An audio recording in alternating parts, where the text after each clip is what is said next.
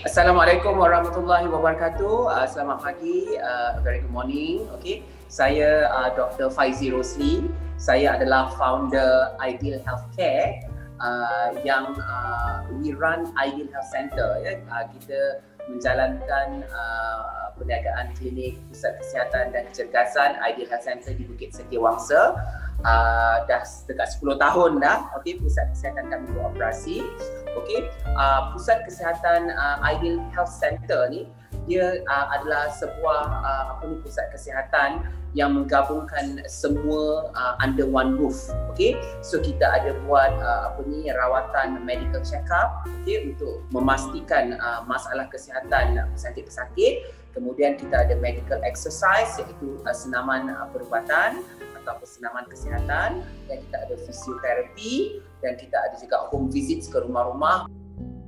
Akan lebih fokus kepada servis senaman kesihatan ataupun senaman perubatan ataupun medical exercise, iaitu kita punya servis yang paling popular di Ideal Health Center. Okey, jadi itulah sedikit sebanyak latar belakang saya dan latar belakang pusat kesihatan kami lah. Dan saya dah berkecimpung dalam bidang ni lebih daripada 10 tahun. Jadi apa yang saya tahu, saya akan cuba share bersama penonton video ni lah. Macam tu.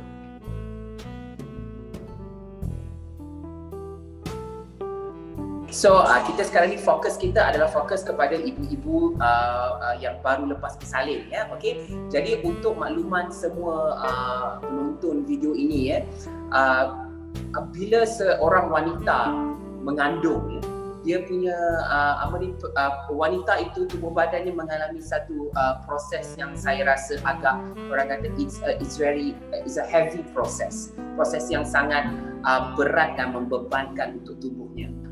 Before this, dia maintain untuk diri dia sendiri. Sekarang ada satu lagi nyawa dalam tubuh dia. Okay? Because of that, badan wanita tersebut melalui satu proses fisiologi yang berat. Okay? Dan bagi menampung begitu banyak proses fisiologi yang kompleks ini, okay? Body metabolism seseorang wanita itu akan meningkat ketika mengandung. Okay, apa maksud body metabolisme ni? Okay, kita panggil BMR lah, kalau di Ideal ni kita panggil BMR, iaitu body metabolic rate. Body metabolic rate ni maksudnya keupayaan badan membakar lemak ketika pada satu masa at rest, ketika kita berehat. Maksudnya how much our body can burn fats when we are resting. Okay, so the higher the better. Lagi tinggi lagi bagus. Okay, kalau tinggi kita punya body metabolisme, lagi banyaklah badan kita membakar lemak. Okay, itu yang dilalui oleh seseorang wanita ketika mengandung. Kalau ikut kajiannya, lebih kurang 4 hingga 6 kali ganda. Sebab ialah dia bukan sahaja nak maintain the woman's body, but also to maintain another life inside her. Okay, jadi kesan dia selepas wanita itu bersalin, okay, this body metabolism akan drop begitu cepat. Okay, dia akan drop, okay, drastically. Jadi apa yang kita perlu lakukan, okay, as simple as it sound, kita kena reverse balik body metabolism tadi. Kita kena naikkan balik, okay, body metabolic rate.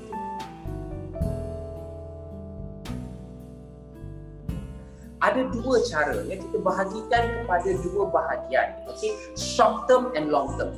Okay, untuk short term kita akan menaikkan body metabolic rate dengan cara cardio exercises yang banyak orang-orang cuba buat dekat sana, kat luar sana.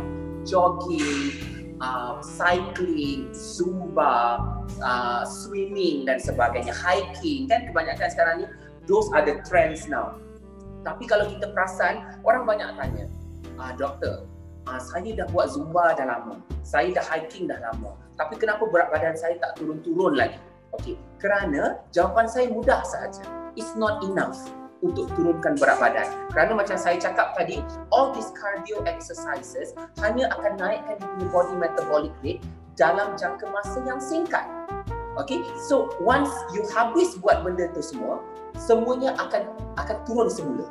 Jadi di Ideal ataupun program yang doktor buat untuk weight loss program untuk postpartum women, wanita yang baru lepas bersalin adalah kita combinekan short term ni dengan long term ways of increasing body metabolism. Kita gabungkan cara untuk meningkatkan body metabolism jangka masa pendek dengan jangka masa panjang. So untuk cardio exercise kita tak neglect, tapi itu bukan fokus kita kerana kita tahu pesakit-pesakit boleh jogging sendiri kat rumah, boleh swimming kat rumah. Tapi kita tambah satu lagi. Satu lagi untuk long term adalah increasing muscle mass, meningkatkan otot-otot, kepaduan otot. Okey. Jadi bila kita dengar macam tu, kadang-kadang perempuan-perempuan ni risau, alamak doktor, saya tak naklah jadi berotot pula. Okey. They don't have to worry about that. Kerana bukan senang nak jadi berotot, especially untuk wanita. Kerana they don't have testosterone level, they don't have high testosterone. Bila they don't have high testosterone, it's not easy to bring up jadi muscular. Apa yang kita cuba buat adalah kita akan buat exercise routine. Kita punya module. Okay, we have our own module on how to increase you punya muscle mass. Okay, bila kita increase you punya muscle mass, kita selang-selikan dengan cardio exercises tadi. So kita akan nampak graf kita tu, dia macam mula-mula metabolisme akan naik, akan naik dengan cara cardio. Lepas tu bila muscle you meningkat, dia akan terus naik secara slow. Lepas tu bila you buat cardio, dia shoot up lagi. Lepas tu bila you muscle mass you terus naik, dia akan secara regularly akan terus naik. Jadi secara puratanya metabolisme you akan terus naik, graf tak akan terus naik macam ni. Tetapi kalau you tak buat muscle exercises ataupun weight training yang saya cakap tadi, kalau you cuma fokus kepada cardio exercise, jogging, cycling saja, dia akan jadi naik, turun, naik, turun. Bila habis je cycling, turun. Jadi at the end berat badan pun macam tu juga, turun naik, turun naik. Jadi kalau macam yang ini, kita naikkan dia punya BMR, body metabolic rate, dia punya weight pun akan turun.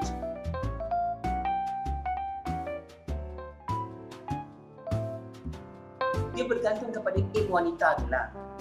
Sebab kadang-kadang peningkatan berat badan dia waktu selepas bersalin tu banyak kan. Katakanlah contoh ya, dia katakanlah target dia 10 kilo reduction. Katakan dia target 10 kilo reduction. Lepas tu kita dekat sini kita suggest patient datang 2 kali seminggu secara average. So kalau 2 kali seminggu, katakanlah kita target 1 kilo reduction per week. 1 kilo reduction per week. Kalau dia nak turunkan 10 kilo, so dia perlukan 10 minggu. Kalau dia perlukan 10 minggu, 10 minggu kali 2 sesi seminggu, so dia perlukan 20 sesi. Contoh macam tu lah. So macam tu doktor akan advise. Tetapi kita dekat sini kita ada 12 sesi, 18 sesi, 24 sesi, 30 sesi. Jadi kalau macam katakan 20 sesi tadi tu lebih kurang kita punya target, jadi dia boleh pilih sama ada dia nak ambil 18 atau dia nak ambil yang 24. So kalau dia ambil 18, katakan dia dapat penurunan tapi dia tak sampai lagi target dia boleh top up kemudian. Macam tu. So kita tak ada orang kata macam you have to take this one, we guarantee banyak ni. Bukan macam tu.